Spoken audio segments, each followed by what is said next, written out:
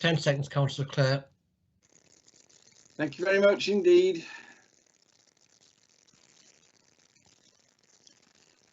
And welcome everybody to the Area Planning Committee South and West on Friday the 15th of January 2021. I have some things to remind you all before we start, please. First of all, I have to welcome everybody, especially members of the public. We're delighted when people come and join us for our meetings. And we understand that there'll be people watching us later on YouTube. We are pleased to be scrutinised when we do this work. Can I explain the online rules for people in the meeting? Please, can you make sure that your phone is off?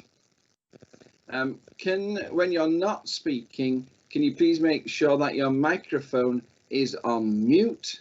Can you please be aware that you are visible at all times? This is going on YouTube and will be available for 6 months to the public. So many people choose when they're not speaking also to turn their cameras off. If you wish to speak, if you go into the chat, then you are able to type a message and put the letters RTS, which means request to speak. And that is by far the best way, please, to indicate that you wish to speak to me. Though I will respond if I can see you, to people waving their hands and just interrupting. But sort of the correct way to do it is put RTS in the chat. I usually start these meetings by speaking to the applicants and the objectors. I apologise that it's a yes or no system. We're unable to come out somewhere in the middle with a compromise, and so some people will go home disappointed today. That is just the nature of the system. We have to say yes or no. We do so on the basis of planning rules and not on any personal feelings that we might have. All we can hope is that you appreciate at the end of the meeting that it's been done in correct order and absolutely fairly. I'm now going to start the meeting proper. Do we have any apologies for absence? Yes, Chair, we have apologies from Councillors Eunice Huntington and Gary Huntington. Thank you. And Ian, do we have any substitute members? No, Chair, we have no substitute members. Are there any declarations of interest? No, I'll move on then. Can we receive the minutes of the previous meeting, please? Move them, Chairman. Me too, second, Chair. Thank you very much indeed. And therefore we're able to move on to the matters in hand. We have 2 applications today. The first application is DM 201831 FPA, full planning application for change of use from a dwelling house to a residential institution, Shieldfield House. Steve, can you give us your case as introduction to that, please?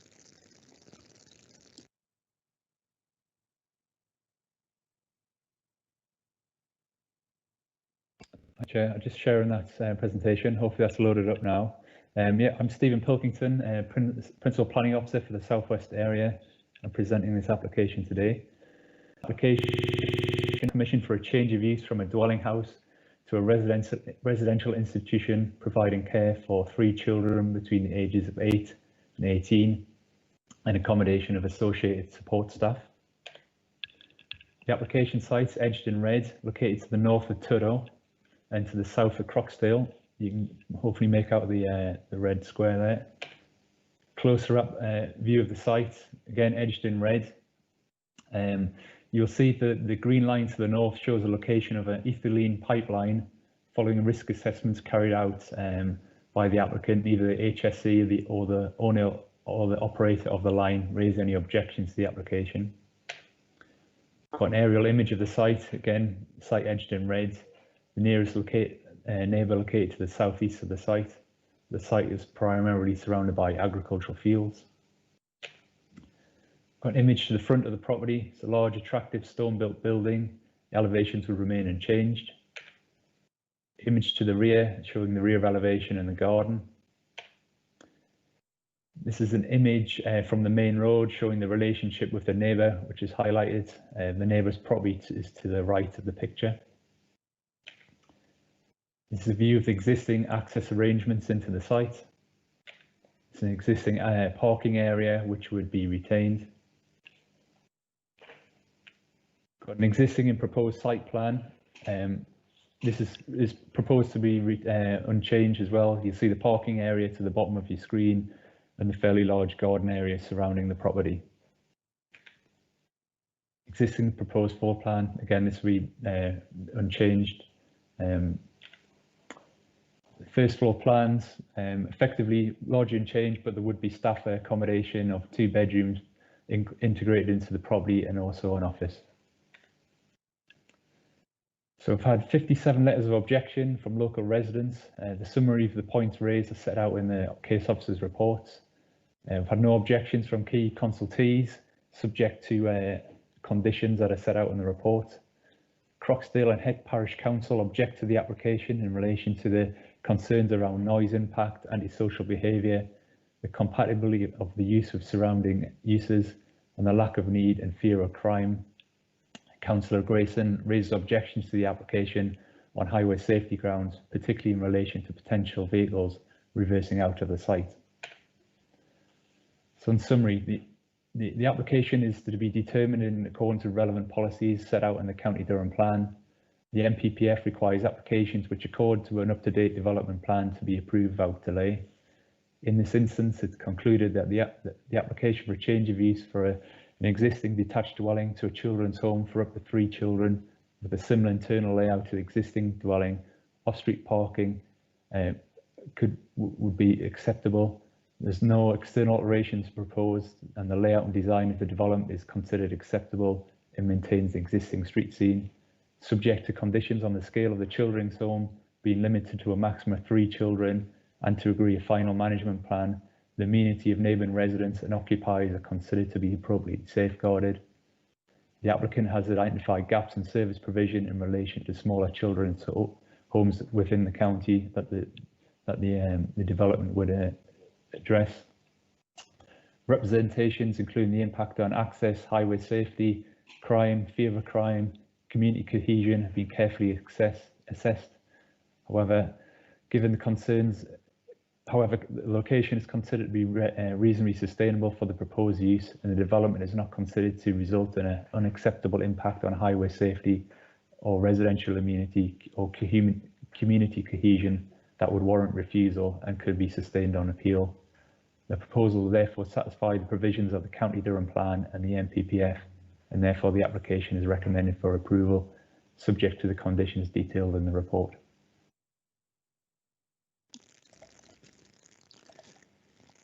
Thank you, Steve. I think many of the issues will, of course, come up during the course of the meeting, but have any members got any immediate questions that they wish to ask of the officer? I'm not getting anybody putting RTS. Therefore, I'll move on to hear representations. We have no parish or town councillors wishing to speak. We do have 3 local members who wish to speak. The first one is Councillor Maddison. Councillor Maddison, do you want to speak to us about this? Yes, Chair, thank you for the opportunity, and I'll just read out my presentation. The property is situated between the parishes of Tudor and Croxdale within the Tudor division. I'm not the member for the Tudor division, but a member for Spennymoor Middleston division that could be impacted because of this development, and there has already been residents from my area contact me with their concerns. The frontage of the property is close to the main pathway running between Croxdale and Tudor, and a walking route for children from Croxdale who attend Tudor Primary School, and for families using cycling and walking routes. It is on a busy highway, the B6288 being the main route for residents from the Middleton Moor, Spennymoor and Tudor areas to journey to Durham and beyond at any time of the day or night. The same road can pick up motorists from Bishop Auckland, leaving the A688 Link Road as a shortcut to Croxdale, Durham and beyond. Leaving a 30-mile-per-hour speed zone at Tudor, motorists often overtake from a slight bend and an incline before reaching Croxdale. It is a very fast road. Shieldfield's house is at the bottom of this incline. Such is the concern of residents, a speed traffic monitor has been placed on the highway at the Croxdale end. The house and drive is just behind a narrow public path as mentioned, and any parking on this road would be an extra hazard for motorists from Spennymoor and surrounding areas and pedestrians alike. In paragraph 54, the applicant indicates there would be 2 staff members on 24-hour early-late sleep shift, 1 staff member on 12-hour long day shift as required, 1 homes manager, with an average of 3 staff members and 1 support as needed, and requirement for regular visits from social workers and inspectors, all of which is stated in the report, and other visitors to the facility. The driveway is inadequate for this number of staff with vehicles, and there is no turning circle in order to depart from the property. I've seen evidence of vehicles reversing out of this drive onto this very busy B6288 road. Any police presence to deal with call-outs to the children's home would likely need to park on this busy road due to the lack of on-site parking facilities. A double garage on the site would have to be used as at least one of the car parking places. The report recommends that preference is given to Durham children to be placed in this home, but there appears to be no condition to say this must always be the case, and the police have admitted that children from out of area are more likely to abscond and place extra pressures on their services. The police further report that whilst there is only a small evidence of issues in the Tudor area, they are also responsible for police operations for Spennymoor, the nearest town to this home and 1.2 miles away, where they say over the last 6 months there has been extra pressures on them, having had to deal with a significant number of incidents involving missing from home children that have proved to be extremely resource intensive. The police have responsibility for both Tudor and Spennymoor, so any pressure on one area affects the other. A home for children with challenging emotional and other social difficulties, such as drug abuse as reported, could, in the words of Paco, who advised under paragraph 75, that within Durham Constabulary there has been a noticeable increase in the demand such homes have created on police and children's services, as even one child absconding would result in multiple policing visits to the premises. The recognised demands on police time and effects of reducing normal police services and activity in local neighbourhoods, including Spennymoor, was the very reason why a similar application for a home with a proportion 1 child to 3 staff members was rejected by the police, and also supported for rejection by a very large number of residents. As members will note, 57 complaints from individual residents have been registered as to why there should not be a children's home on this site because of community concerns. One pylon towers over Shilfield House in close proximity to it. A second pylon is across the road with power cables between the power pylons very close to the property.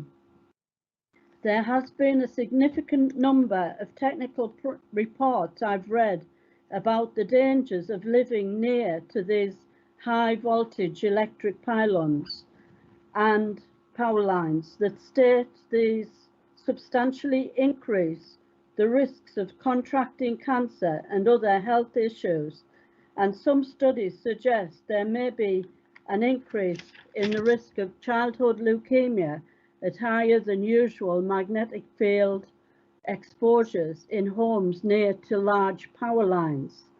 Can it be confirmed if this concern and associated risks have been fully evaluated under condition of Policy 18, Children's Homes? I would ask that committee recommend rejection of this application on highway safety and access grounds, as access to the site is not adequate and exit out onto a busy highway is a hazard for the increased use by this development, and particularly when reversing out of this development, and that there is no local need for a children's home of this type, and increased demands on police services could have a significant and negative effect on local police services, ultimately affecting residents' health and well-being. And also refer to the policies, Children's Home Policies 18A, B, C, D, F and G. Thank you, Chair. Thank you very much for that very clear exposition there. Steve, I'm going to come back to you after everybody, all the objectors have spoken. But I heard impact on the community, highways issues, especially in light of the driveway inadequacy, a question of whether the Durham First provision was adequate, the requirements for Durham First policy were adequate in the conditions. It was mentioned as being distracting for police, particularly in the degree of disruption caused by a missing from home person. There was a question about the pylons, and there was a question about whether there is a local need for this. Those were the issues I took. Thank you, Councillor Madison. I have Councillor Thompson, who has indicated that he wishes to speak if Councillor Madison has not raised all the points. Are you there, Councillor Thompson, and do you wish to speak? Chair, Councillor Thompson isn't in attendance. Right, thank you very much indeed. The other councillor who is on my list as wishing to speak is Councillor Grayson. Are you there, Councillor Grayson? Chair, Councillor Grayson also is not in attendance. Thank you very much. Councillor Madison, you've carried the flag for the local councillors. God bless you. I'm sure you're appreciated. I now move to the local objectors. Tracy, now please forgive me. Could you tell me how your surname is pronounced so I don't make a fool of myself? Yes, Chairman, good morning. It's Sarajian. Sarajian. Thank you so very much for your patience with me about that issue. I am things, you needn't worry. We're delighted that you've attended. This is your legal right, and it's a very important part of the planning process that you have the right to express your reservations. You have 5 minutes to speak. what will happen is that when you have 1 minute left, Ian Croft will interrupt you very loudly so that you don't miss it. Sometimes with people who haven't been to a meeting before, this throws them and the last minute is a bit sort of nervous. Just let him say it, start the sentence again and then finish off, but you'll be aware it means that you won't overrun without realizing it. So we're very interested to hear what you've got to say, and thank you very much. 5 minutes. Thank you. Good morning, Chairman and members of the Planning Committee. My name is Tracy Saragian and I live in the house opposite the proposed development. I'm a Spennymoorlite born and bred, and I've never thought of myself as extremely vulnerable, but unfortunately that is now the label I have. But it's tough to accept my own frailty and fears. I have lived in my home for 20 years and I have never ever felt afraid here. But hand on heart, I am honestly telling you that I've never been as scared and frightened as I am about this proposed development. Let me focus on the wider concerns and objections raised by nearly 60 members of the local community. These have been summarised by Croxdale and Het Parish Council, who also objected, and include concerns about the location for a children's home within a small village with very limited facilities to keep these children occupied. Proximity to Totacollery Primary School, which is only 200 metres away. A great number of children from Croxdale walk past the proposed site on the way to school, many of them unattended. Concerns that the facility would lead to an increase in crime and antisocial behaviour, and that the local residents will live in fear of such activities, which will undermine community cohesion and impact negatively on the character of the area. There's a lack of need for a children's care home in this locality. County Durham has the highest number of these homes, more than any other county in this country. Concerns with security. As with the Health and Safety Executive's initial concerns over the dangers, which are still present on this site, and the potential increased demand on emergency services, namely the police. Car access and parking at the property is not considered satisfactory for the additional traffic movements, particularly at shift changeover and family visits. We have provided evidence on just how dangerous movements to and from this site are. While we have seen that the proposed operator of the home is intending to put protocols in place for the young people that may reside at Shieldfield House under the umbrella of the Castle Group, we would like to reiterate that they have never operated a children's home and they have no track record whatsoever to ensure that they can adequately and safely operate a children's home. The officer's report states that the organised exploitation that took place in Rochdale and Rotherham means the effective management of these homes is paramount. An application for a similar children's home was submitted in the Spennymoor ward in the last 18 months or so, which generated objections from the police, council and residents, and your planning officer has suggested such responses should be carefully considered.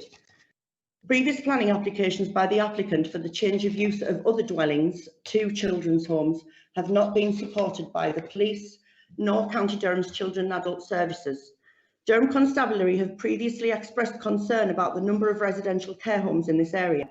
There is existing antisocial behaviour in the area already, and this proposal may well make this worse. Durham Constabulary have acknowledged that a rural location can be problematic if children do go missing from a children's home. This can impact on a community's fear of crime from both the missing child and from the additional police visits in the marked cars to the home. In relation to the locality, Spennymoor is the nearest town to the proposed home, and over the last 6 months has had a significant number of incidents involving missing from home young people, which have proved extremely resource intensive for police. The police have advised that placement of the children should be from the localised geographical area to reduce the risk of children going missing, as children from out of area are more likely to abscond. Durham County Council Children and Adult Services had advised that Durham First approach is being adopted so that children from County Durham have the first option for being placed in this home. But this cannot and is not being guaranteed, and Children and Adult Services on each previous application have indicated no local demand, so the children are more likely to come from outside the area, which would be against the wishes of the police. You have 1 minute left. Your planning officer has referred to the local plan policy 18 children's homes, which states any proposals must demonstrate that there will be no unacceptable impact on the character of the area and the proposal would not impact on the quality of life or community cohesion by way of fear of crime. Part 8, paragraph 91 of the National Planning Policy Framework also seeks to ensure that planning policies and decisions do not undermine the quality of life or community cohesion. We appreciate that planning decisions are not easy and that all members on the Planning Committee are trying to balance appropriate development against community concerns. In this case, we ask that you refuse this application based on the genuine concerns of nearly 60 residents and parish council objecting to this development, who believe their quality of life and community cohesions will be impacted. We also ask that you take into account the proximity to the school and concerns raised by the police. I thank you very much for your time. Thank you for that very clear and excellent exposition, which absolutely raised sort of valid planning issues. That was very helpful. Steve, I heard that Mr. Rajan feels frightened, and she related this to the policy, which talks about fear of crime and community cohesion. She felt the local village lacked facilities. She was worried about the possibility of an increased crime and antisocial behaviour. She twice stated that there's no need for this home, that it's not required. She mentioned the car access and its adequacy. She mentioned that the Castle Group have never operated a council home before, a children's home before, and she referred to previous applications they had made which had been refused. That's I'd like a comment on that, please. She sort of repeated the point of Councillor Madison that there is no guarantee of a Durham First policy, and she cited the volume of objections.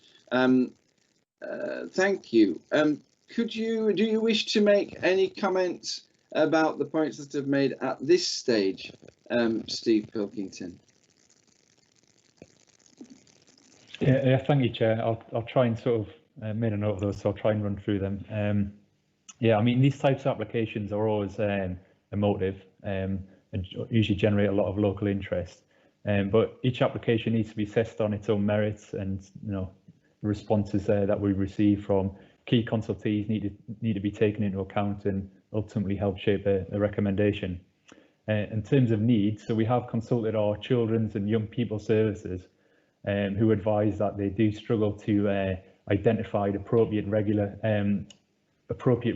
placements in the county, and I have highlighted that there's gaps in terms of smaller residential homes for the specific types of people who are proposed to be accommodated in this home in terms of their emotional and behaviour needs. And there is a condition 3 which requires the applicant to agree a management plan in conjunction with ourselves, children, young people services and the police, to ensure that this Durham First approach is embedded into their strategies, and there's a degree of control over how that is regulated. Obviously, that management plan would be formulated in detail as I say, in conjunction with those consultees. Again, in terms of the police's response, they have highlighted the pressures in the area that these sort of uses generate in terms of missing persons, etc. But ultimately come to the conclusion that the location is acceptable, particularly on terms of the number of people, number of children that are proposed to be accommodated in the home. And it is in this sort of transition area of rural and in an urban environment. I think that it strikes a relatively suitable balance in terms it's not in the middle of the countryside where there's absolutely no accessibility for users or employees of the home, and it's not in the middle of a centre which could have its own potential problems there. So we feel it is a relatively accessible location. I think fear of crime and community cohesion is a material consideration. Ultimately, officers feel that the location of the home and the scale of it would not tip the balance in this location. In terms of the pylons in proximity to the site, yeah, there's been no specific assessment of them in terms of the application, However, I would point out that it is a residential dwelling at the minute with 6 beds, and there's not a sort of a, there's not really a material difference in my view, and there's other residential properties in location to the pylons. So I feel that would be beyond the scope of this application to consider that. In terms of highway safety, the Council's Highways Authority aren't objecting to the application. There is a significant amount of in-curtilage car parking, but ultimately the Highways Authority have assessed the application, raised no objections, and we don't feel we could substantiate a refusal reason on that basis. In terms of the Castle Group, yeah, I can't really comment on their previous experience in dealing with these applications, but I know they have been liaising with our children and young people services who are involved in the sort of vetting and allocation of accommodation for children who need them. And our children and young people services haven't raised any objections. In terms of the operator, obviously we are looking at the use, not specifically the operator. And in terms of previous applications, I believe they may have been related to different residents with different challenges, if you like, and we have to assess each application on its own merit in front of us. Thank you very much. Tracy, you've asked to speak. My understanding of the process is that you've had your say now. It's not a discussion. It's there's a formal process. I'm just going to ask the committee solicitor. Is that a correct decision about Mr. Rajan's request to speak? It is. It's in line with the council's procedure that's set out in the Constitution, Chair. Thank you very much indeed. I'm sorry. I have one person who wishes to speak as a supporter, Michelle Kelly. Yes. Hi, thank you. Very much. It's the same to you. You're very, very welcome indeed. This is part of the process that you have the right to come on and say why we ought to try and persuade us that we ought to agree the application. Sort of at the same as well, after 4 minutes, Ian Croft will come in and shout very loudly at you. Don't be thrown by it, and you have 5 minutes to put your case. You're very welcome. Thank you very much. Thank you very much. What I'm going to do is I'm just going to go through some of the objectives and see if I can create some sort of response regarding that. We have got the proposal of change of dwelling to a 3-bedroom children's home with the age range between the ages of 8 to 18. Within that, the young people that we would be focusing on would be in the main young people with emotional behavioural difficulties, which generally results from a trauma or something that has occurred in their life where they need a level of support. So that's what we would be there to do. Our shift pattern would run between the hours of 9 o'clock one morning, and we would then change shift again at 9:30 the following morning. So in the main, there would be 2 members of staff on, creating a level of consistency, which in turn then also helps with behaviour management of the young people. If needed, and only if needed, we would also have the scope to deploy a 3rd member of staff in the home. Now, generally, that might just occur if we have a new young person entering the home, so it's just to add a little bit more support and security at that time. Or it could be if we've got a team meeting we might need, or another meeting we might need more members of staff on shift for that particular time. With regards to behaviour management, all of the full staff team will be fully trained in behaviour management. Any areas that we feel may need police involvement would be something that would be agreed upon with the police prior to that. In the main, that would just fall under the missing from care category. Crime and antisocial behaviour with the young people, I have to be totally honest with you. I am a manager that has over 8 years managing in a children's home experience. It is all down to behaviour management of the young people, and that in turn reduces any police involvement. Redirection, praise, positive attention, all of them are just a few of the aspects of how we manage children's behaviour. Car parking and the concerns regarding the vehicles being stored at the property, it would be, and I do fully understand the objectives, would be totally minimised. What we'd have is we'd have 2 members of staff coming in on shift. Quite often there'll be car sharing, so we'd only have 1 car coming in, and that wouldn't turn round again until the staff were leaving. There'd be 1 home's car that would be allocated to the home. So during the day, that would just be that 1 car that would be going backwards and forwards to the home that might be transporting a young person, maybe to education or an appointment. The 3rd member of staff, like I said, would only be used if necessary. The manager, I can guarantee now, doesn't actually use a car, so that there wouldn't be that car there. Regarding appointments, social workers, audits, inspectors, people like that coming to the property, that would be very much based on diary management. So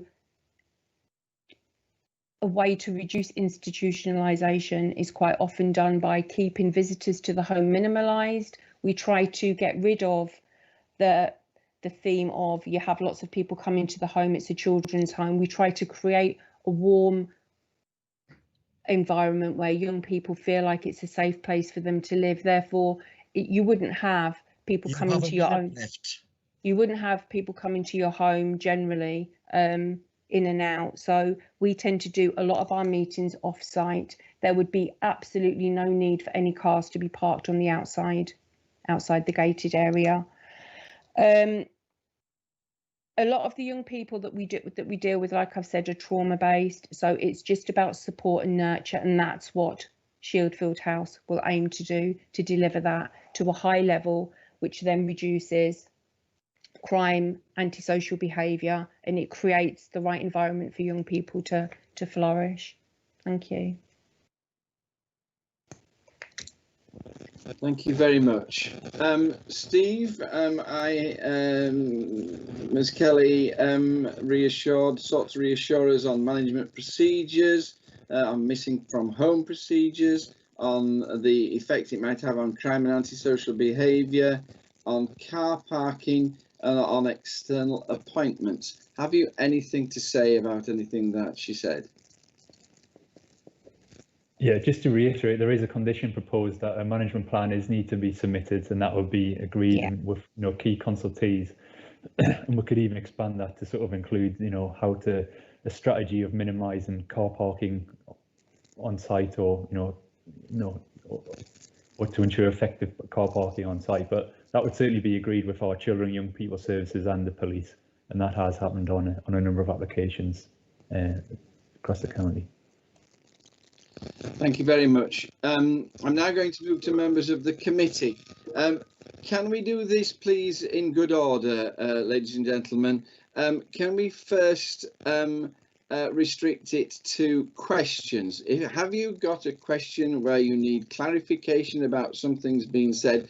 Comments that you might have, let's leave those until the discussion. Let's get the information correct first. Has anybody got a question? I'm going to go through the people who've asked to speak, and sort of, if you've not got a question but want to make a comment, just decline to speak for the moment and I'll come back to you. Councillor Liz Brown, is this a question? I do have a question, yes, Chair. Thank you. Oh, thank you, Chair. First of all, I'm sorry about this, Miss Kelly. Could you clarify your position in relation to the Castle Group, please? It wasn't actually made clear. I'm sorry, I should have done that when I'd first come on. Proposed manager for the home, for the children's home. That's great, thank you very much. Now my question is, there's no statement of community involvement in this application as per PPF 40. What steps have you taken to address residents' fear of crime as per Policy 18, paragraph 5.186? And how are you going to promote positive community spirit as per your statement of the 10th of July, given how many objections there have been to this application? Thank you. I'll take that question. Ms. Kelly, do you wish to answer, please? Yes. So regarding the concerns of crime from the local community, that would, in the main, what I would like to say first of all is the young people would be supervised consistently by staff. So even time out in the community would be with staff. So they would always have a staff member present with them. So that takes a lot of risk away immediately. It wouldn't be until we felt that the young person was safe, comfortable, was engaging positively, where we would then stand back and allow them to develop upon independent skills, which would allow them to go out into the community. Up until that point, there would always be staff supervision 24/7. That's why we have staff that start shift and work all the way through to next day. There's no gaps in communication and consistent throughout the day. A lot of the activities to start with would be in-house. So that gets the young people used to the environment where they're living. They're delivered by the qualified staff members on shift that day. Any activities then would be also supported by staff where they would take them out. Because it would be a new area to myself and a staff team, there would be a lot of finding out what's available in the area. There would be links to possibly Durham city centre, local villages, if there was activities based there. But to be honest with you, it's a question I can't completely fully answer at this time, purely because it would be dependent on the young people's needs, their age and their interests regarding the activity side of things. Thank you. Thank you. Councillor Joyce Maitland, is this a question or a comment? It is a question, John. My question is, I'm looking at the staff, what you've got there. You've got the times for the manager, which is going to be you, like 9 o'clock in the morning till 5, Monday to Friday, and then other staff coming on. Is there no residential staff there? And will it be the same staff who are coming in all the time, or is it going to be different staff, like for different shifts and things like that? I'm thinking like a children's home, you normally have staff, like residential staff, what the children get used to. So is this going to be like different staff each shifts and things like that? Thank you, Councillor Maitland. Claire, I noticed you've come on twice. Is there anything you want to say at this point? Claire Cuskin. No, Chair, there's not. Thank you very much indeed. Ms. Kelly, if you'd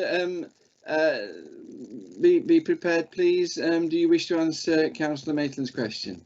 Yes, please. Right, okay, what would happen is the manager will be on Monday to Friday 9 to 5 unless needed for them hours. We have 2 members of staff on each shift, so we would have be a staff team of 10 altogether, and that would be a rotation basis. So staff would start at 9 o'clock on a morning. They would complete a handover, which consists of about 15 minutes, where they would hand information over to the staff that were going off shift. They would work all the way through till 11 o'clock at night, which is the time then that the house would be closed down. They would go to bed. The young people would go to bed as you would in any home setting. They would get up the following morning. They would do the handover again at 9 o'clock to the 2 new members of staff that come in on shift, and then they leave, and then that's how it rotates around. But it rotates with the staff team of 10. And the reason why we like to keep it down to 2 members of staff on a shift is because, and keep the same 2, and we don't change the shift pattern throughout the day, because like you've rightly said, it does build relationships between the young people and the staff team members, and it keeps a huge amount of consistency. And from my past experience, it's consistency that manages behaviours. Thank you. Thank you. Councillor Richardson, is this a question or a comment, please? It's a question, and I hope you'll find relevant, Mr. Chairman. Thank you. To who is it directed, Councillor Richardson? Well, I guess the Miss Kelly. The applicant. Thank you. Councillor George Richardson, Barnard Castle East, member of the corporate parenting panel within County Durham. The question is really, why do Castle, who have no previous history of children's homes ownership, want a children's home? My concern is that at the corporate parenting panel, we've had regular concerns about homes that weren't within the county's ownership, where it's not regularised, and things haven't been quite as they should be. Thank you. Thank you. That's a very relevant, and thank you for bringing that to light so openly. Do you wish to answer that, Ms. Kelly? I'll answer it the best way I can from the information I know. The Castle Group have their background is I know that one member of staff from the actual Castle Group setting it up. Their background has always been helping and supporting young people in the community. So I think from that they've developed into trying to create an opportunity where developing or owning a children's home. So they wanted to have that input. All work within that children's home, Shieldfield House potentially, would be regulated by Ofsted. So everything would be following all various legislation and safeguarding procedures and things like that. So it would be a regulated children's home that would be running. Thank you. I've got a question that has been answered, Ms. Sarajian. This is the person who's going to be the manager of the home. And, what's happening at the moment is that councils are asking questions regarding the sufficiency of the application. Councillor Jewell, is this a question? Yes, it certainly is, Chair. I wouldn't dare do anything else after your strict instructions. Thank you. I think it is a question probably directed in some respects towards Steve, and then in other respects highways. So I take it it's David. I have a number of parts to it.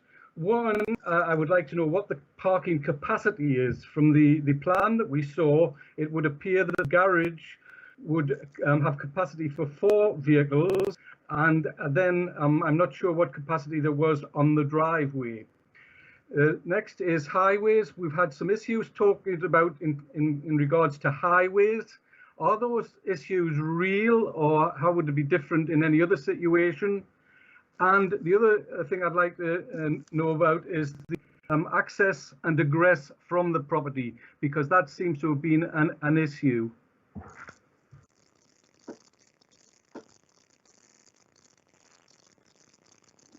Steve, do you want to answer that, please? Yeah, sorry, Chair. I was just busy trying to look for a plan there, but bear me 2 seconds there. I think what I'll do is I'll just share my presentation again, and I had the proposed site plan as a builder, see the sort of capacity there.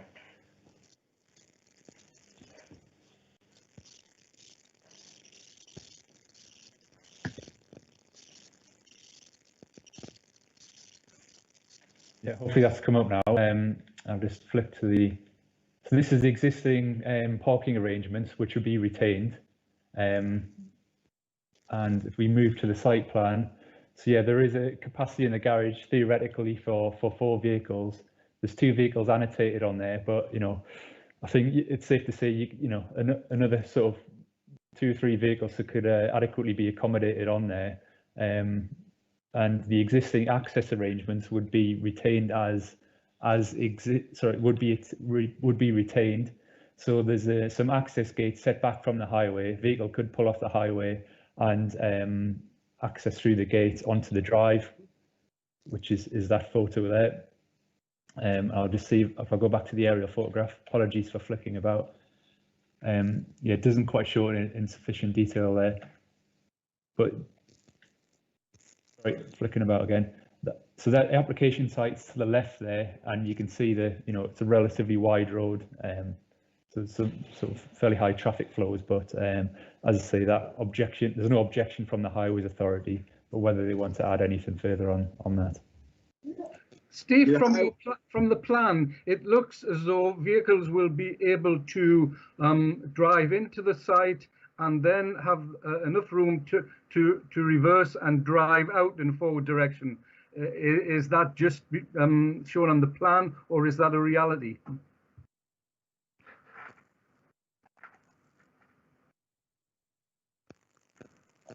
Yes, you can see on there that there is scope to turn around on site. I guess that would be dependent on the number of vehicles, but certainly at times there would be scope to turn around on site, particularly if the garage is utilised.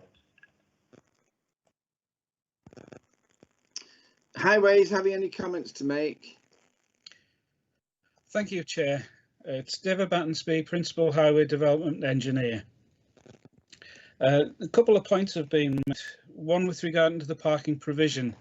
Now, the parking provision which is currently there is suitable for a 6-bed property, and given the numbers of people who are going to be working and living at the site, there should be no material change in numbers of vehicles over what's currently being provided for as a residential property. And the access that's there is more than adequate for catering for that number of number of vehicles. Looking at the safety aspect of that, there have been no accidents in relation to that property access in the previous years, so it wouldn't be expected that there would be any significant increase or problem in respect of vehicles moving into or out of that property. So as far as the road itself is concerned, there is a speed restriction on that road of a 40-mile-an-hour speed limit. It is a pretty wide road with adequate capacity, and the 85th percentile speed is around 43 miles per hour. So the visibility which can be afforded from the access is more than adequate for the speed of vehicles on that road. So from a highways perspective, it would be perfectly adequate for the purpose that's been proposed. Thank you, Chair. Thanks very much, Steve and David. Thank you. Councillor Zad, is this a question? Thank you. It is a question. It's a question to Michelle Kelly, please, Chair. Thank you. Does Castle Group have a strategy on the congregation of people outside homes? It's just that I've got a similar home in my division, and from time to time there have been issues of youth congregating outside the home on the footpath, and sometimes causing antisocial behaviour. I was just wanting to know, Michelle, what strategy does Castle Group have in place to combat the congregation of youths outside their homes? Obviously coming to see if they've got friends. One of the three are friends that are living in that home. Thank you, Chair. Thank you, Councillor Chair. Ms. Kelly?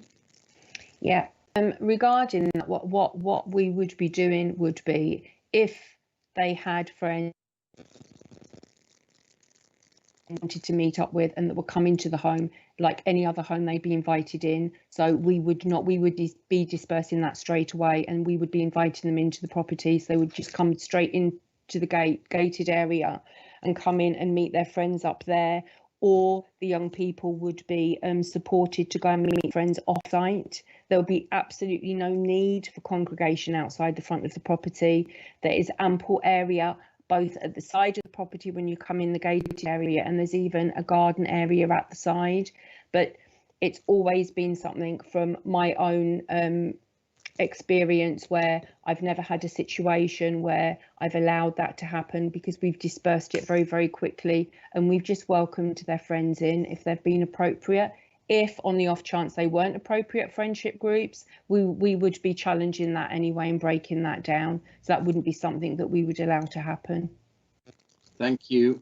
And let's can you take this as the last question, and then we'll move to the discussion. Councillor Atkinson. Yes, Chair, mine's not a question. Mine was for the comment in the discussion. Thank you. That's absolutely appropriate. Thank you so much for this. Let's open the discussion now and then move to a decision on this. Councillor Atkinson. Yes, Chair. Yeah, my name's Councillor Atkinson from Aycliffe East. I've been listening very carefully, of course, which is the reason why we're here. And what I'm looking at here is a change of use proposal. Now, a change of use to make it a residential for 3 children. That isn't just for a couple of weeks or anything like that. That could be for a couple of years, could be for 10 years, it could be for 50 years. It's a change of use situation that I'm looking at mainly. Now then, change of use is one thing, but the change of use here does directly involve the management that comes there with the change of use, and as I'm listening to the complaints, sorry, the objections, right, and clearly there are quite a few, and everybody has a right to do that. I'm thinking to myself, for a change of use, the objections in the main, the highways and various things can be dealt with, but management situations that should be dealt with and can be dealt with if the home and the change of use is managed properly. Now, as I say, this could be a long-term thing. Whoever's managing it today when it gets changed of use won't be managing it forever and a day. So, but the management has to be correct in the first place. So, but managed correctly, then it seems to me that we've got 3, what we call them children here, but they're a long way from children when they're going from 8 to 18. So there are, and they've obviously come through life where they've had various problems. It's made life difficult for them. And this looks to me like a wonderful establishment for 3 young children to be brought up. Now, alongside that, we've got 2 members of staff who are looking at and a situation where we can have 1 and 1 if it gets difficult. So we're potentially looking at a management problem, but I'm looking at the change of use as well. I'm looking at the benefits for these 3 children, and if the job's done properly, the benefits for them moving forward. I can say that if we put the right management in there, that this would work. I understand the complaints, but as I say, this would go along with the management structure that's put in there. And of course, it wouldn't take us long to change this use once back to where it came from. If at the end of the day, all of these problems, like many of these problems are assumed, not actual, because we haven't got crystal balls, we can think of them, and it's the people round about it certainly entitled to be voicing the concerns. That is actual. Their concerns are very, very real. But it's a case of, would I give it change of use? Yes, I would, but with the right management structure in place. And I think with that in mind, we could look at the way the management put that in place properly. It has to be in properly. And Ofsted, they don't go easy on anybody, and we could change it back where it came from. So from my point of view, with that in mind, I would be looking to go with the officer's recommendation. Thank you. Thank you, Councillor Atkinson. And indeed, a proper management plan and structure is conditioned. Have we got anybody else who wishes to speak?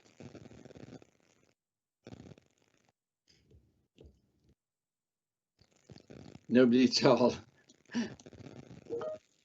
Thank you, Councillor Jewell. Hi there. I've looked at this, and this is always going to be a difficult one, isn't it? Because it's an emotive one, and it's people's fears. And what I'm finding that the fears that and the objections which are put forward in general are assumed fears. Now, I look at the situation and imagine that this house stayed the way it was now. Would those fears be alleviated? Because we've got exactly the same objections there. Imagine that a family of 6 or 8 people, which that house could probably quite easily take, moved into there, and we don't know what those people would be like. We'd have no control over them, and we could equally say, oh, there are problems in terms of highways, parking, fear of crime, because we don't know who might go in there. So what I'm saying is the objections that we have for this are the same fears that you would have if it was kept as a house. And I need to listen to what other people have got to say before making a decision on this. But I'm minded to go along with the planner's recommendations. Councillor Richardson.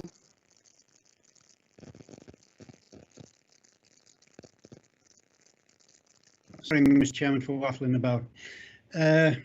Yes, just a comment really. The corporate parenting panel I've been a member of since its inception, and I have visited many children's homes before settling for the last year or two at the Aycliffe Secure. And the objectors do have concerns, rightly so, because some of these children do go missing. Often the staff on call know where these, well, let's say young men and young women are, 16, 17, 18. They're at the boyfriends or girlfriends or so ever, whatever, they have to report them missing. So the police do have to get involved for all it's known where they are. So I don't know where they're coming from, but on the other hand, I also see the amount of good that a children's home does to damaged children. And really some of the things we know about, well, before data protection, we used to be able to read histories and know exactly what had happened to these children, and some of it is horrific, and a lot of it, so it's no wonder that they are damaged. But in the right setting, with the right staff to care for them, they will make mistakes, there will be battles, as there are in other people's homes, normal homes, let's say, for argument's sake. So I find myself with great sympathy for the objectors of what could be and maybe in some instances, but at the end of the day I've got to make a decision, and at this moment I'm going with the officer's recommendation unless somebody speaks up and changes my mind. Thank you, Mr. Chairman. Thank you, Councillor Richardson. Councillor Liz Brown. Thank you, Chair. I forgot to introduce myself last time. I'm Councillor Liz Brown from the Neville Cross area. I do beg everyone's pardon that didn't know me. Policy 18, paragraph 5186 does say that the applicant has to alleviate the residents' fear of crime, and I don't think they've done this. To be honest, I'm very, very ambivalent about this. I know there is a need for this sort of place in the area, but it's a very, very difficult one. If there could be something in the management plan about involving the community more, that might make me feel slightly better about this, but I'm still in the balance. I'm still ambivalent, as I say. Thank you. Steve Pilkington, do you want to speak on that? Yeah, thank you, Chair. I mean, if members were minded to approve the application, I don't see any reason why the condition 3 could be amended slightly to require in the management plan the setting up of a sort of a community engagement policy or forum, to provide an avenue for the owners of the care home and residents to engage on a formal basis, and that can be tied down in a management plan to ensure it happens, and there's a degree of enforcement to ensure that it happens. And at least have some engagement between the two parties there.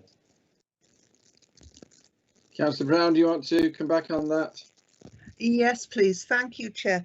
The other thing I would like to know is what the inspection regime is for privately run children's homes. I noticed that Mr. Shadforth is listening in, and I wondered if he could tell us anything. He won't like me for doing that. Thanks very much, Chair.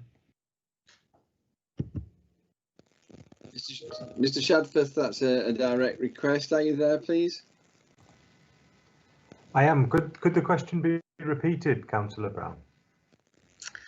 Thank you, Mr. Shadforth. I'm very sorry about this, but unfortunately I noticed you were listening in. The inspection regime for privately run children's homes, is it as stringent as the one for council-run children's homes, please? Thank you. Councillor Brown, it's not my area of expertise, but my view is that if they're a registered home and an Ofsted inspection, it would be the same inspection regime. Thank you so much, and I am very, very sorry, Paul. Councillor Blakey? Yeah, are we in discussion time or are we in decision? Yes, discussion, yes. Right. Well, Jan Blakey, local member for the council, Coxall division, which takes in Croxdale and Het Parish Council. I have attended the Hetton Parish Council's meetings, but obviously take no part in the discussions. And I do have serious concerns over what this aims to be. I have no objections to children's homes at all. I've had in my patch both private and council ones, and I've had problems, I would say, with both.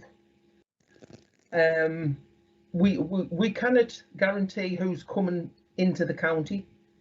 You know, these children have got problems and they are coming from all over. It's just the way that the world is at the moment. The highways survey, what's on at the moment, what Councillor Madison was on about, was put in place after residents raised concerns over the speed of traffic. This has been going for, I would say, the least 6 years, which has increased since we put the bus lane in. But the bus lane's not the children's home's fault. So we're trying to alleviate that. But we also have children, young children, walking that route to school from Croxdale to Tudor, with very serious concerns on the highway safety aspect. The speed what the cars are going, I can understand Dave Battersby saying about them. He knows my old gripe. But the access and egress from that site, I think will be, well, I think there could be a problem. On the fears of the policing side of thing, I can understand on that one, because we have got, once the child goes missing, the resources what has to be put in place, we have no other objection to it. But the fact that they're on about taking some of these children into nearby areas, Spennymoor Town Centre, as Councillor Madison will tell you, has real big problems with antisocial behaviour, and these kids are at the same age as them. Taking them down to Durham City, well, I'm sorry, but you wouldn't go into Durham City unless you desperately had to. But the fear of these kids getting access to anything what we would class as suitable. We live in these areas, not from roundabout, we live in them. We know where the problems are. I just honestly think, you know, on the way that they're on about community involvement and all this, that and that, I cannot say it happened. It's stuck in the middle of nowhere. Where's the community involvement with that? They're not going to have people coming and going. I just think it's totally unsuitable, not right for the area. And we have got other private ones coming through and council ones coming through. We know there's a need, but the way I'm looking at it is I'll go against the office decision on this one personally. Thank you very much, Chair. Thank you. I have nobody else indicated that they wish to speak. So this is the last call for speakers. Thank you very much. I have no proposal either way. Can somebody please make a proposal, and then can we have a seconder? Yes, yeah, I proposed it, didn't I? You proposed it, Councillor Atkinson. Thank you very much indeed. And do I have a seconder for Councillor Atkinson's proposal? I will second it, Councillor Clay. Thank you very much indeed. Councillor Liz Brown? You're muted, Councillor Brown. Sorry about that, amateur mistake. I propose going against officers' recommendations, and I'm citing policy 18, paragraph 5.186 to support that. Thank you very much Charles, indeed. second, please. Thank you very much. Vote against. I think this, if I can just bring in the solicitor, the committee solicitor, I think that this is just a yes or no thing, and so I can just take a vote on this. Do you agree or disagree? I do not need to take two separate votes on this. It's not strictly necessary, Chair. Sorry, Claire Cuskin from the legal department. I forgot to introduce myself the last time as well. I just wanted to check as well, in favour of Councillor Atkinson's proposal, which has been seconded by Councillor Jewell, is that in relation? Does that include the amended condition 3? It can do, yes. Yeah. I just wanted to check that. Yes. Thank you very much indeed. I hope members understood, but I've got two proposals, one that we accept it, one that we reject it, but that's going to be resolved by a single vote. You're going to either vote yes or no. And so I'm going to take all those. The proposal includes that we put into the management plan all the things that we've said we would like to see in the management plan, and that will be then left to officers because that's decided after the decision anyway. I'm now going to therefore ask the County Solicitor Claire Cuskin to take the vote. Sort of, we don't have anything more efficient yet. Sort of, if you vote yes, you will approve the officer's decisions and approve the planning application. If you vote no, it will be to reject the planning application. Claire, I'll leave it to you now. Thank you, Chair. Yes, members, I'll take it in alphabetical order, and if I miss anybody, please speak up. First of all, Councillor Atkinson. It's a yes from me.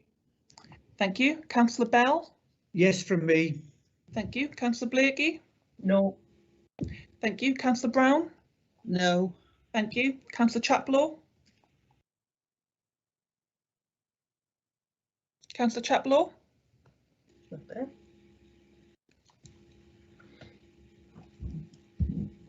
Okay, I'll move on. Councillor Jewell. Yes, agree. Thank you. Councillor Maitland. Yes. Thank you. Councillor Quinn. Yes from me. Thank you. Councillor Richardson. Yes from me. Thank you. Councillor Shuttleworth. Yes from me. Thank you. Councillor Tinsley. It's a yes from me. Thank you. And Councillor Zare. So yes from me. Thank you. Chair, unless you wish to vote that, I make that 9-2 in favour of granting permission. Thank you, Claire. If I'd have voted, I would have voted yes. Therefore, the planning application is refused. I don't know if Miss. Sorry, Chair.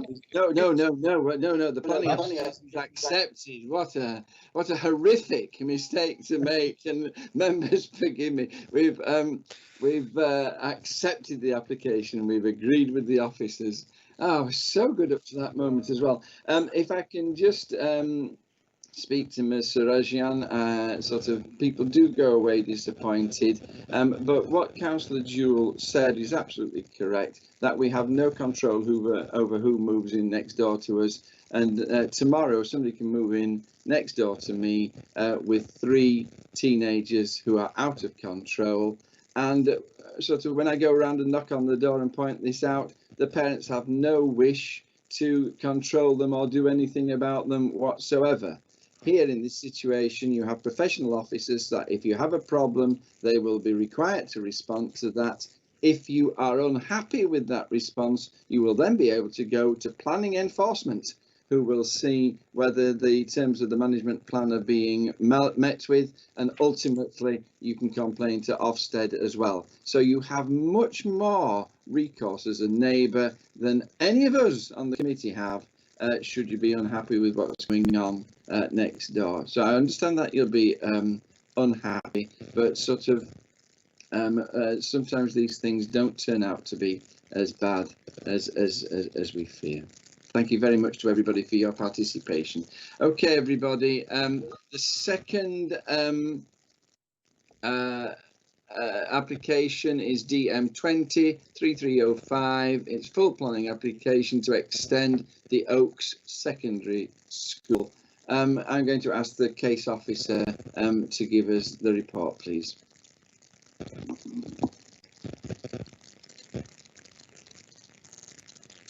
Thank you, Chair. It's John Byers here, area team leader. I'm just standing in for the case officer today. So yes, this is an extension to the Oak Secondary School in Rock Road, Spennymoor, and with some additional car parking spaces. That's the school site, 4.3 hectares, accessed off the east side of Rock Road, and it's in the southwest part of Spennymoor. You can see there's residential properties to the north and to the east, and a small terrace to the south. Cemetery is directly opposite to the west, and you can just see in the top corner there, there's the Middleston Moor Primary School, and there's also a private nursery next to that. That's a wider view, and you can see it is a little bit of a mini educational hub. It has been that for a long time. Since I've been in the planning department, there's been major redevelopment on the primary school site and also on this secondary school site, which has been developed since at least the 1960s. Originally there was a secondary modern school on there, then it became a lower comprehensive.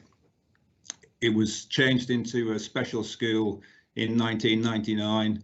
At that time the buildings were all on the front of the site and there was very little sort of car parking. It was totally remodelled, and you've got a purpose-built building served off along access now. The proposal involves an extension on the east side of the main building, and that's where it would be joined onto. It would encroach a little bit into the grassed area and involve a relocation of an external gym. That's the gym there, and that's just looking south. It would be on a north-south axis, the extension. That's looking north. The building would sort of extend to about where the edge of the bushes is, and it would be sort of minimum distance of 40 metres from the nearest residential properties. And the external gym area would be sort of replaced just to the north of that. That's the access road where most of the new parking would be formed. 29 spaces would be created there, extending into the grass and just setting the fence back. The other parking in groups of 2, 3, 4 spaces would be just formed around the existing car park. So where that salt store is, that would be taken out and new parking put in.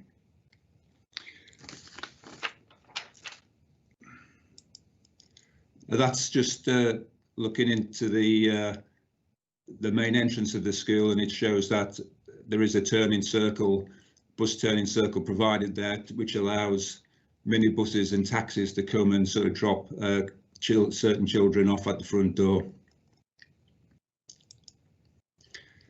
That's the access to the site, and this hasn't been a doctored picture. It was very quiet when the case officer was out there, except it's not always like that at start times and picking up times, and also we've got the current sort of COVID situation with schools.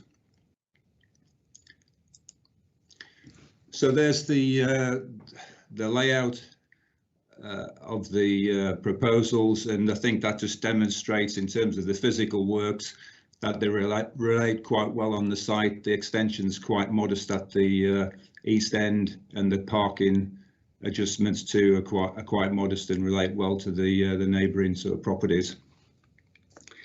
Just on the parking situation, there would be 42 additional spaces created as part of the development. In terms of the elevations, again, that's just showing that the scheme designed well to relate to this existing school building in terms of the roof treatments and the materials. in scale. And then that's just the end elevation showing how it drops off as it comes towards either end. Again, the floor layout, there's going to be 6 classrooms created of uniform size with space roundabout and served off a single corridor. And that's just the detail of the parking layout, which would be sort of enhanced at the western end of the site. The parking, as I said, there's 42 additional spaces. There's currently 73 spaces on the site and 100 full-time staff and 40 part-time staff. The school, as you see from the reports, currently got a capacity issue. It's over capacity, and the 6 classrooms are intended to allow the school to extend from 306 pupils to 320 pupils, and there'll be a further 22 full-time members of staff. If we were to do a technical kind of assessment of the parking requirements on current standards, there would be a requirement for 122 spaces on the site. Clearly there's been development on site before, and as a result of this, there would be a total of 115 spaces, so it's just marginally below the current standards.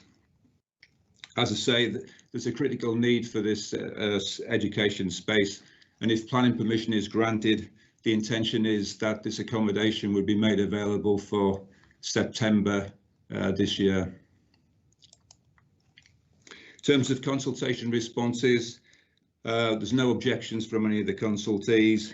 Councillor Madison's called the application to committee, and she's going to be speaking about sort of highway issues. We've only had the one representation following publicity of the application, again raising some highway points. So in terms of the summary then, and paragraph 2 there, in essence, in terms of the extension, the school building and the associated physical works, the amenity impacts, etc., there are no real sort of issues. Of course, as often is the case with school proposals, it's often issues of traffic, car parking, congestion, particularly around start and finish times, and the management of those. So we do understand why representations have been made in terms of the existing parking situation. However, it's a long-established school site. There are systems in place to deal with the particular issues that the site raises in terms of the children arriving by taxi and minibus and the way that's sort of managed. The proposal does provide 42 car parking spaces.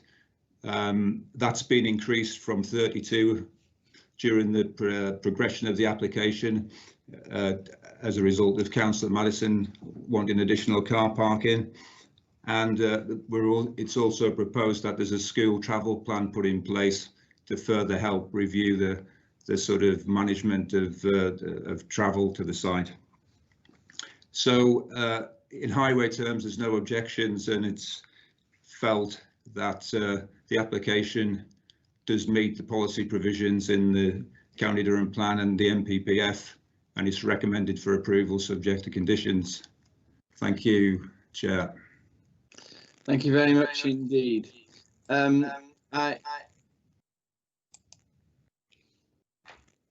Sorry, I thought somebody was wishing to speak. Thank you very much indeed, John Byers. I'm going to go straight to Councillor Madison. We have no parish or town councillors who wish to speak. Are you still here, Councillor Madison? And would you like to speak to us, please? I am, Councillor Clare, and thank you for the opportunity to speak on this application. The report is quite detailed on the representations that are made to the committee and the concerns that myself and other local members have expressed and indeed had actions from the Highways Department to those concerns. The report indicates that because of local residents' concerns as regard to traffic issues along Rock Road, that we've had to put in double yellow lines, we've had to do extra markings in front of residents' properties, we've put in bollards, and there are still further road markings as a result of further concerns still to be put into this location.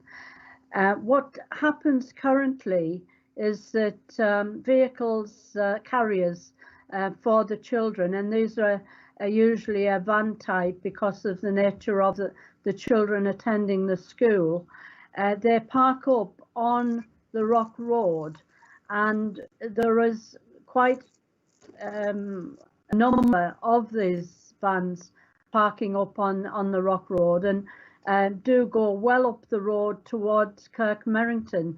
There's so many of them, and they are only allowed onto the site when the school is finished. So obviously some of them get there early and park up and cause the congestion, which is also present from the primary school and the two nurseries that are also on this road. So you can understand that school drop-off and collection times, this road is very, very busy. You've got residents and children trying to cross the road when there's lots of vehicle movement and have to cross in between parked cars. So there is a lot of concerns with regard to this, and that is why I made the representation to ask if the planners could look at the possibilities on the car parking arrangements. And indeed, I'm grateful for that to have been done, and for the numbers of parking spaces to have been, the additional car parking spaces to have been increased from 32 by an extra 10 to 42. So thank you indeed for making some adjustment for the moment. On the documents that members received, one of the documents indicates the numbers of permanent staff and temporary staff that attend school. And on my visits to the school, most of the existing places which will have been occupied by the permanent and temporary staff have always been full, and it's been extremely difficult for me to even find a parking spot because all of these parking spaces have been occupied. So we therefore know that the existing car parking spaces is extremely limited already. So we have 100 permanent staff, 40 part-time staff, and making a total of 140. We have currently existing 73 car parking spaces, all of which are usually full. And on the proposals, there was an original proposal for 32 car parking spaces, and following my representation, the company agreed that they would increase that by a further 10. So in total now we have 115 car parking spaces, but we also have an additional 22 extra staff that are going to be put into place, and these are full-time staff members, so one can assume that the largest proportion of these extra staff will occupy those car parking spaces. So on my calculations, there will therefore still be a shortfall on available car parking spaces for the existing permanent and part-time staff. On top of that, adding to the pressures on the Rock Road, you will have queuing up at drop-off and collection times. These people carriers there to collect the children. Because the Oaks also, I will say, doesn't take in children from just our local area. It takes in children from across the whole of County Durham. So, you know, there is a lot of traffic movement. So with the increase of the school, there will also be additional pupils that will be attending. So that will then add to those pressures. Now, on the drawings that members have been presented with, there was a large grassed area, I estimate something like 160 metres between the perimeter fences and the Oaks buildings, that is just a grassed area that has not been even looked at for any car parking spaces. Now, what I would have liked to have seen, and you know, I would like to ask why that wasn't considered. Was there a planning consideration why that open space in between the perimeter fence and the Oaks buildings, why that wasn't better utilised for car parking provision? And as the officer has said, they are slightly below the minimum requirement that they would normally have for car parking provision. So, you know, I'd like the answer to that. I haven't got an objection to the application. I think the Oaks is a good school. You know, it provides a presence for County Durham and a facility that is much needed. It's just the concerns from residents and local members on the parking issues along Rock Road and the potential for an accident zigzagging in between parked up vehicles that I would like to try and overcome. So as a request from the my representations, you also have introduced a travel plan for vehicles attending the school, and I'm grateful for that as well. But what I would like to ask the committee to consider is that once this building is finished and we know what the problem will be with extra traffic coming onto the road, that there is a further review of the parking situation to try and see whether there is any possibility whatsoever on this open space that I've referred to, where you can fit in some extra parking spots, which will at least take some of the pressures off that road. Thank you. I have two councillors who've indicated that they wish to speak. Councillor Blakey. Yeah, thank you, Chair. I've noticed on what Liz was saying, but they have a really big green area outside that school. Was there no considering during the designing of this new layout an extension to put a Holden Road in? Because I know in our other special schools we have basically a military operation to get these minibuses in to get them off the highway, to get the kids in, get the kids out. And they do turn up early to do whatever that they've got to do. But I was just wondering why it wasn't considered on the design, at the stages of design aspect before we're getting to this application. Thank you. Councillor Liz Brown. Thanks, Chair. I can empathise with the residents because I live in the vicinity of 3 schools and we have terrible parking problems, even though we are in the controlled parking zone at both picking up and putting down times. Councillor Liz Brown, sort of, I'm just very aware that this sort of that members have started asking questions and we haven't yet. I'm going to ask a question. I'm going to ask a question, Chair.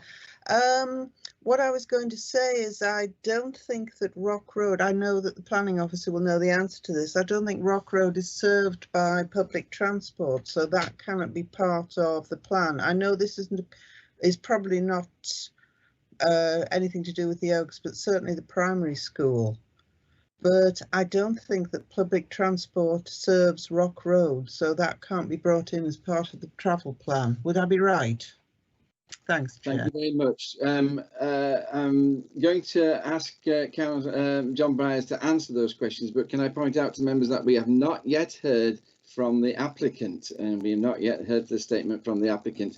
Those are all valid questions on what Councillor Maddison said, but we've got out of order here. John Byers, do you want to speak at this point?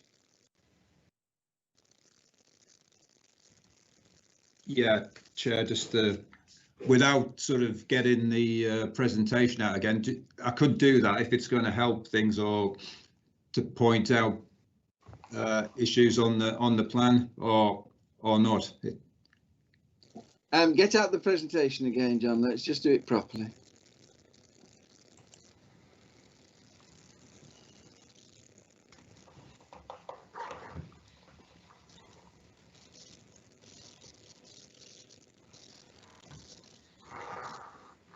Yeah, I wasn't quite sure where Councillor Maddison was meaning in terms of scope for additional sort of car parking, but I think one of the issues is, you know, people have suggested that there needs to be in-out, new access roads, one-way systems, but it's a skill first and foremost, and it needs to be able to function as a skill, particularly a special skill with, you know, pupil needs, and there's limits to what can be done in terms of providing additional car parking on the site. There's also issues with the playing field. Sport England didn't object to this application, but if we start digging into playing fields in a big way, then that would become an issue which they would probably have something to say about.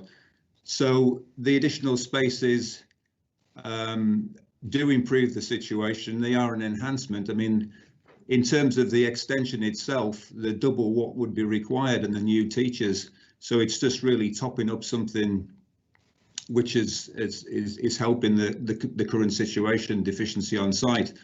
I mean, I do remember this application when it was first approved back in 2003, and at that time there was 46 car parking spaces, and that was an over provision according to the standards. So there's been some change since then, but generally, and appreciate there's, you know, parking is tight, but there's a limit to what can be done in terms of adding to the parking without affecting the way the school functions.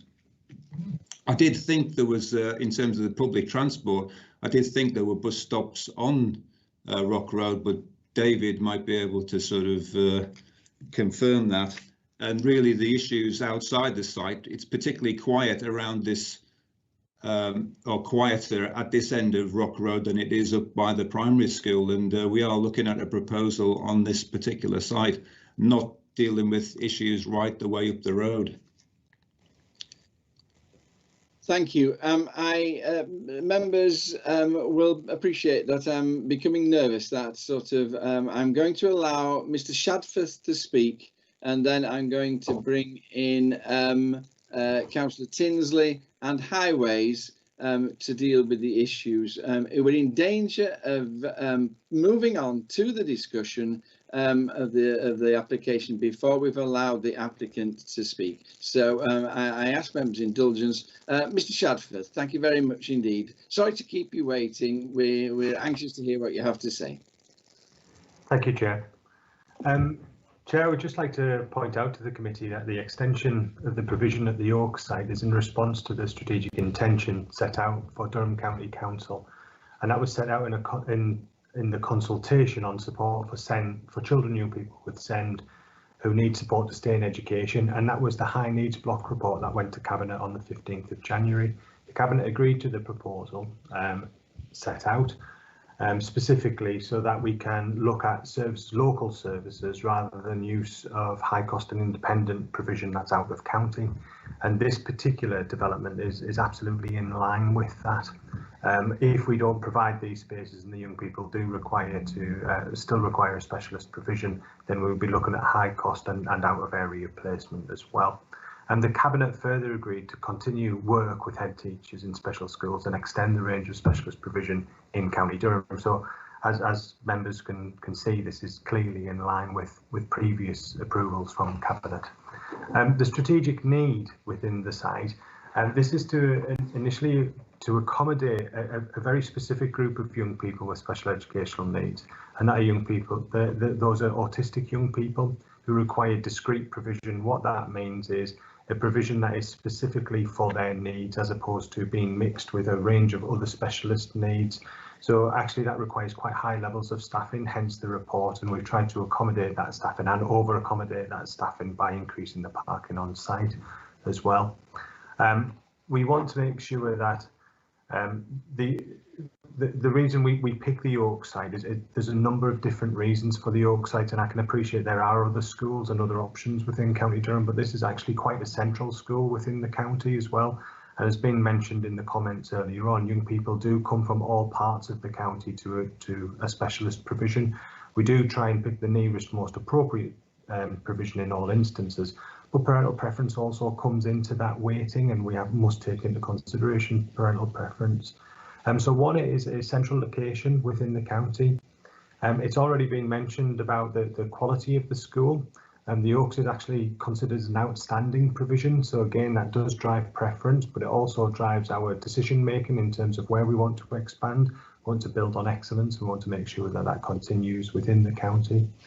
It is one of although the site's developed, the actual building that's on site, and despite the challenges with transport, but the turning circles and the provision that's there is some of the newest provision within the county as well. So again, we're building on outstanding and new provision and good provision within the county. There are large and extensive playing fields. It has been considered when we were looking at the sites as to what could be done with those sites. Clearly, the mention of the playing field spaces were quite clear in there, and wanting to make sure that it would fit in with the green spaces and with playing field strategies as well within the region and within the country. So that's it, a really brief representation from my side of things, and happy to take questions when they come around. Thank you very much indeed. I'm going to bring in Highways at this point. Thank you, Chair. David Battensby, Principal Highway Development Management Engineer. A couple of points which have been raised. One was regarding public transport, the issue there. I can confirm that there are bus routes which run round the area. There aren't any bus stops directly in front of the school, although there's a pair of bus stops on Southview and right next to the junction with Rock Road, and they also go further around onto Beach Avenue, which is to the north of the school site. There's another route which does head further up Rock Road and onto Clyde Terrace. So there is a provision of public transport there which people can utilise, and that was one of the concern or points which took into account when we're looking at the car parking provision. The school site is just on the periphery of what we would normally consider the accessible walking limit from the town centre, which is 800 metres, which would reduce the number of parking spaces requirement in our policy. With it being just outside that 800 metres, meant that we went for as many spaces that we could practically achieve within the site layout that they had. To provide more, we would have to go into the grassed area, which is earmarked as playing fields, and I would expect that Sport England would object to that, for which currently we don't have an objection. That was also part and parcel of the thought process which went into whether we could provide a layover position for drop-offs, pickups using the minibuses. Now, we're aware that the school utilises the current turning circle and the main access into the site for the, I think it's about 70 odd minibuses and taxis for the children. So to provide an additional space would probably mean one of two options.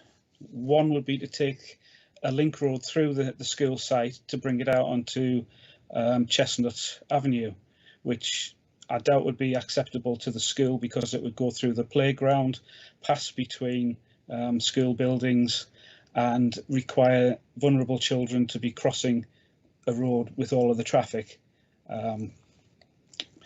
Another option would be to look at the possibility of an access road being built within the sports fields, parallel to Rock Road, bringing them in off the main access and taking them out again to the south of the site next to the South View crossroads. That access, I believe, was taken out when they redeveloped the site. Now, from that perspective, they would have to put in an additional 100 metres of carriageway with drop-off bays, footpath linkage, which again would require the children to cross over the access road with the minibuses coming in and out. And the visibility requirements at the access, which would be created at the south end, were hampered by a mature tree and a concrete bush shelter.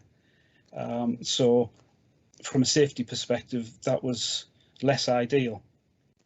And again, that would probably incur objections from Sport England. So we were left with trying to achieve as much parking as we could, which would have a positive effect in that currently there are 73 spaces with the number of staff they've got. I believe the school only requested about 30 additional spaces initially. But we asked for as many more that we could get in within the curtilage to accommodate the additional staff.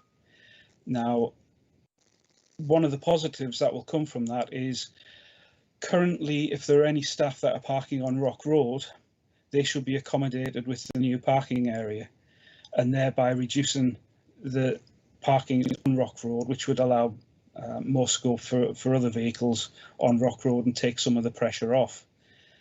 The comment was made about the visitor parking within the site, and it was one of the questions I raised with the designers, and they do intend to provide some dedicated visitor bays out of that parking provision, which should account for any difficulties that are being had there.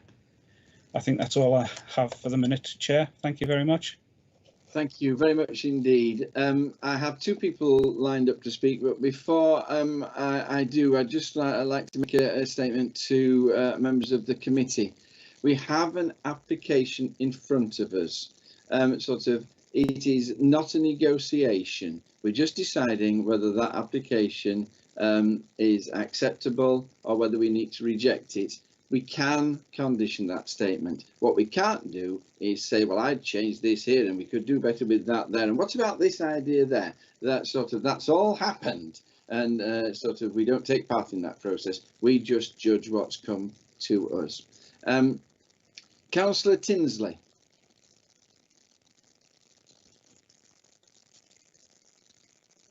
You're on mute, Councillor Tinsley. Sorry, John. I think I'll just come in the main debate rather than coming in now. No, I'm going to move to the main debate now. It's a single issue item, and whether the only objection that's been or the only question that's been raised in regard parking. We've talked about that now for half an hour. I'm going to move to the debate. Thank you very much indeed. Okay. Yeah, John. Just one thing I just wanted to identify here. We've had an application called in here on grounds of traffic, highways, access, parking and road access. But if you look at paragraph 41 in the officer's report, there's been one representation received on this application, and that's neither in support or objecting to the proposal. So I don't see that this is really an issue that is significant in the local community, because I'm sure if it was, there would have been much more concern about this, and it would have been expressed to us as planners. So I think it's much ado about something that isn't a particular issue. I just wanted to identify that. Thanks. Thank you. Councillor Jewell. Thank you, Chair, and thank you to everyone that's had an input into the meeting so far. That's clarified most things for me. But what I would like to sort of clarification on is in terms of parking and parking spaces, we seem to have a contradiction where what we're trying to do as a country is reduce the use of cars, but we have a planning application which is being part driven by additional parking spaces. I just wonder how highways accommodate that.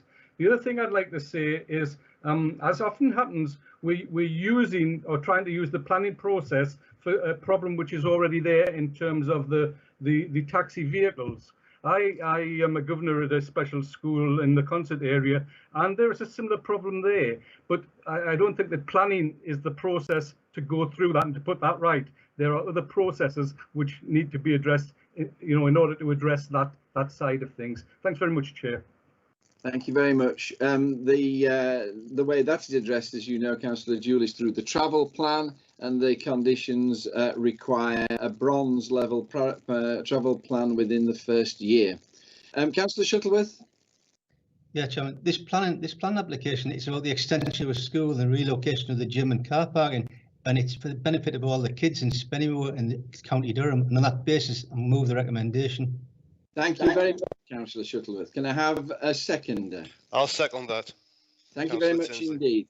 I am going to allow anybody who's desperate to speak. Thank you. I have a proposal and a seconder that we approve this application. Can we vote on that Claire? Thank you, Chair. Yes, I will take it in alphabetical order once again. Councillor Atkinson, are you for or against approval of the application? For approval. Thank you. Councillor Bell? For the approval. Thank you. Councillor Blakey? For. Thank you. Councillor Brown? For. Thank you. Councillor Jewell? For. Thank you. Councillor Maitland? For. Thank you. Councillor Quinn? For. Thank you. Councillor Richardson? For. Thank you. Councillor Shuttleworth? For. Thank you. Councillor Tinsley? For. And finally, Councillor Zay? For. Thank you. Chair, that's unanimous. Thank you, and I would have voted for it as well. And I'm going to get it right this time. That is therefore approved. And thank you very much for your patience. Thank you for everybody for your contribution. And I'm now going to close the meeting. Goodbye and God bless you all. Thank you. Bye-bye. Thank you, Chair. Thank you. Bye. Thank you. Goodbye.